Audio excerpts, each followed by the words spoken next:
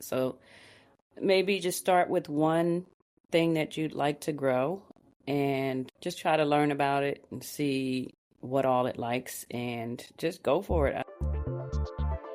Welcome to Living Life in Color Again, the podcast for anyone who has lost a loved one to homicide. I'm your host, Kimberly Christopher. Today's topic is grief gardening. Have you heard of it? It's the practice of using gardening as a therapeutic outlet to cope with loss and emotional pain. It involves activities like planting, nurturing, and tending to a garden to help manage emotions, find purpose, and honor a loved one. This can be a creative and holistic way to channel grief, promote mindfulness, and create a living memorial. I have been looking forward to this conversation for some time. We are joined by Tara Wilson. She is an advocate for a young adult with special needs and a culinary arts graduate of the restaurant school.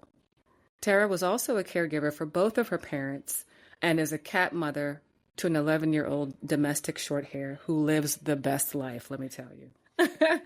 Tara, welcome to the podcast. Thank you for having me. I just want to provide some background to our listeners. Did gardening play a big part of your childhood? Well, my grandparents, who were my parents, were born in North Carolina, so both of their families had farms.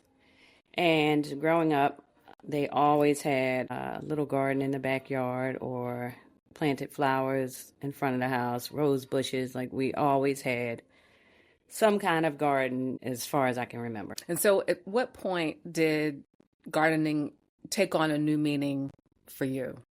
So after my daddy passed, I had a lot of unresolved grief, I should say. I did not really have a chance to go straight into the grieving process because my grandmother was diagnosed with breast cancer literally 3 weeks after his funeral. So I went directly into caretaker mode again.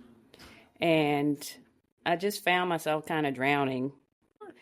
I would look forward to his rose bushes when they would start to bud every year. And I would look forward to when his tulips would pop up. That gave me something to look forward to that I knew was a part of him.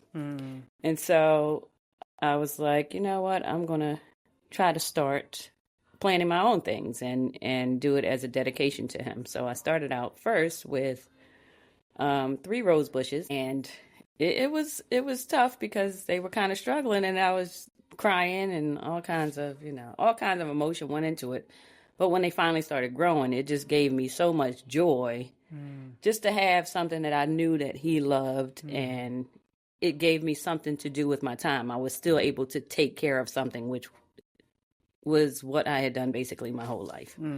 Your grandparents were fantastic people. May they both rest. Your granddad especially was super funny. Yes. Your grandma was funny as well, and so I know they are proud of you and all that you are doing now. I hope so. They are. So tell us how that's evolved. Think about that first year that you began to plant the roses. How did you evolve as a grief gardener? So I went from planting the roses, and then I decided that I wanted to do a vegetable garden. The first year that was an experience. I actually had a neighbor who kind of helped me with what things should not be planted close to each other because of how they grow, and certain vegetables take over a lot of space. And so I had maybe 5 or 6 different vegetables, and just to see them start growing and you see your own produce, and it's a lot of work, but when you're doing it, like, it takes your mind off of all of the issues you may be dealing with, and it will really relax me, and it gave me a chance to focus on something that I know they both loved. So now I'm probably in my 4th year. This year was a little different because I had to do mostly container plants, which I was not used to doing in this space. But I'm learning, and it wasn't as bad as I thought it would be. I did have a lot of crop. She's being modest. She's got a green thumb. She's been growing eggplants, tomatoes, cucumbers, peppers, Yep. green beans, squash, zucchini. Was that it? I think that's it. All the things. Yeah. Yes. Oh, strawberries. They didn't do too well this year. But So it sounds like the grief gardening for you has been like a meditation, like meditative, right? yeah, and it gives me something to look forward to because, of course, I'm no longer in my family home. Mm-hmm. And my daddy's rose bushes were all cut down, which when I saw that was just like heartbreaking to me. So that was what I looked forward to every spring, coming out of the winter where you get the seasonal depression. And I would always look forward to the spring because I knew his roses were going to bud. I knew his tulips were going to come up. So without having that anymore, for me to now have it myself, it gives me something to look forward to for the spring. Like I'm waiting to be able to plant my flowers or plant my vegetables. And I know that I'm going to grow things that I can share with people. I'm so overwhelmed when I think about where to start and what to grow. Do you have any advice for someone that might want to start gardening as a way to process grief?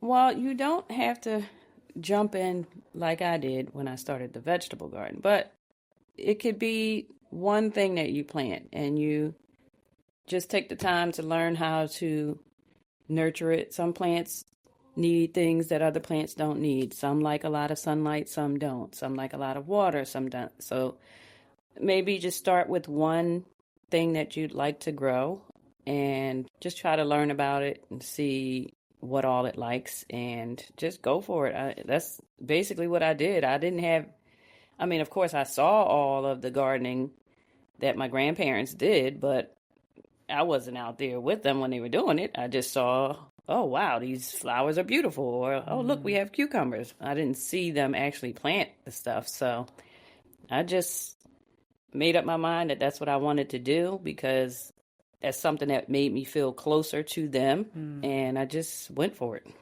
And I'm just learning as I go. That is fantastic. Well, thank you. Tara, thank you so much for being here. I know that you have a lot on your plate, and so it means a lot that you made some time for this conversation. I hope that you consider coming back so we can have some other conversations about other topics that are grief related. Would you be open to that? Absolutely. I think this platform can help a lot of people, and I commend you for what you are doing. Oh, thank you. Before we close, I'd like to have a moment of silence for anyone who was mourning the recent death of a loved one to homicide, anyone observing the anniversary of a loved one's death, or navigating holidays and or the birthday of a departed loved one.